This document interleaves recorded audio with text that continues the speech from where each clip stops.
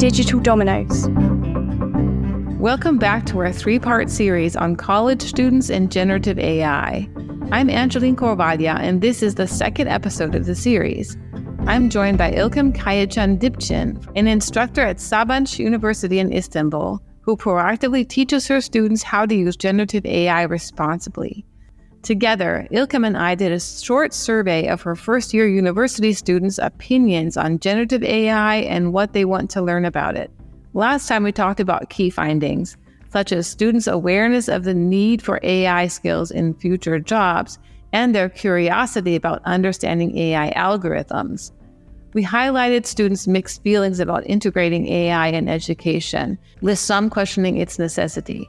Finally, we discussed the importance of educating youth about AI, data privacy, and the associated risks to help them maintain their independence and understand the broader implications of AI in their lives. This time, we'll be talking about the second major question included in the survey, which was the aspects of AI's impact on society and their personal lives that interested the 76 students who took the survey most. Welcome back. Let's dive right into my talk with Ilkem.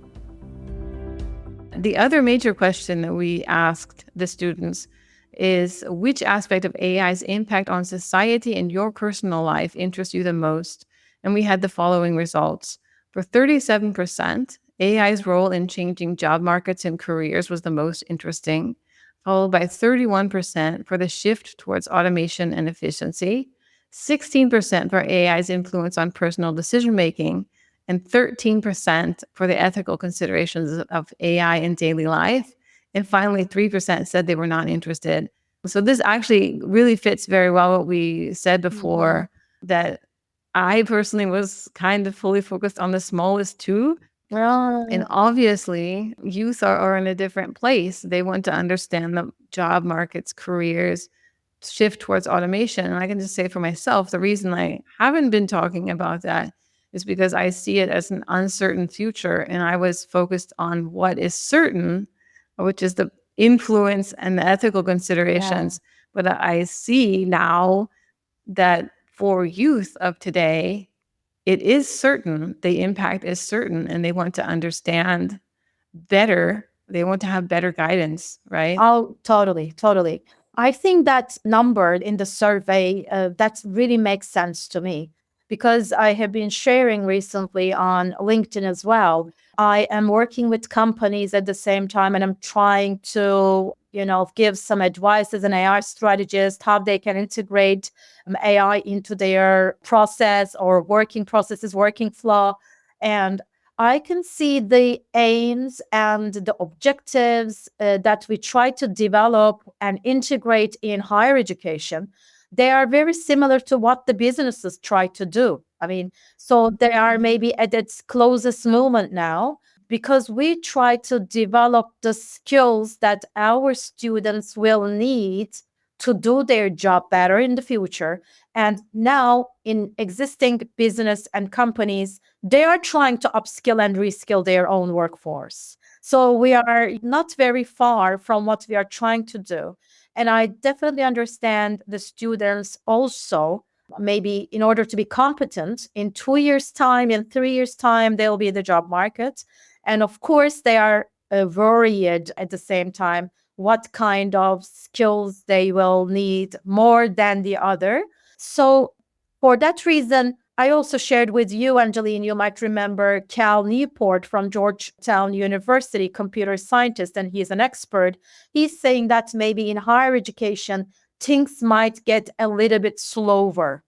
Do not rush in teaching different artificial intelligence skills to your students, because first of all, just stop and observe what kind of tools are effective and operational in the job market, what kind of different artificial intelligence tools and models business will choose to use, so that you can observe it and find the skills and integrate them into your courses.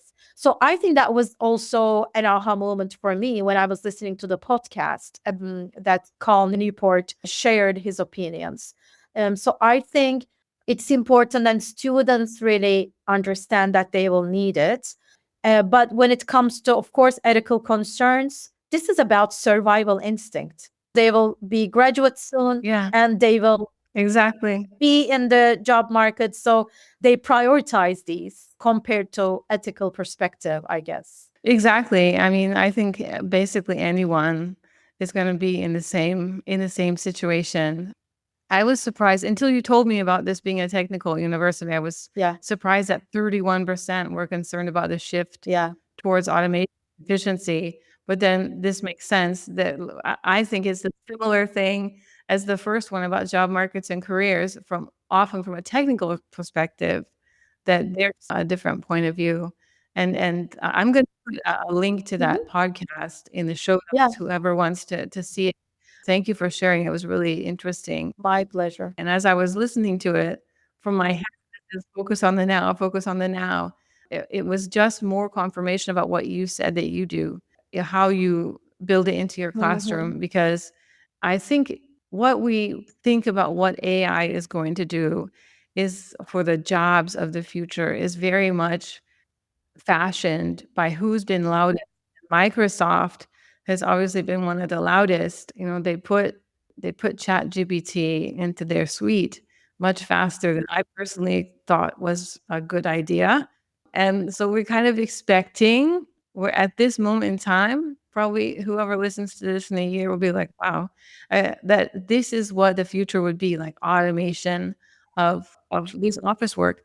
But what I've read is it people aren't actually adopting it for the privacy issues that you Mhm. said, that you mentioned, Mhm. Mhm. because it's kind of a black box on the other side. And companies, there's also a lot of prompt injection attacks that they just, which Yes. is basically for those who don't know, you type in some sentences to the tool and it gives back information it's not supposed to give you. So it just makes you act differently than you expect. So companies are figuring this out and they're banning it for a lot of stuff. So the suites that were like, oh, this is what's gonna like revolutionize office work. It actually isn't doing it. And Yes. and this one of the points of the podcast was, well, that's normal. Yeah, let's slow down. Yeah. So I really like your approach, what you described earlier is like perfect because this whatever happens next in Yeah. technology, they're going to have to learn to use their voice, Oh, think yeah. critically. Of course. I mean, I mentioned earlier as well in the previous, episode that it is very important to have some skills that World Economic Forum shared that will be Yeah. valid in the job market. One of them is definitely critical thinking. And I, as an AI enthusiast, an AI strategist, all the time keep my critical perspective about this because Yeah. I also have this concern about being too much hyped about it and Yeah. also being too resistant. So I think that's a spectrum which is very normal and natural.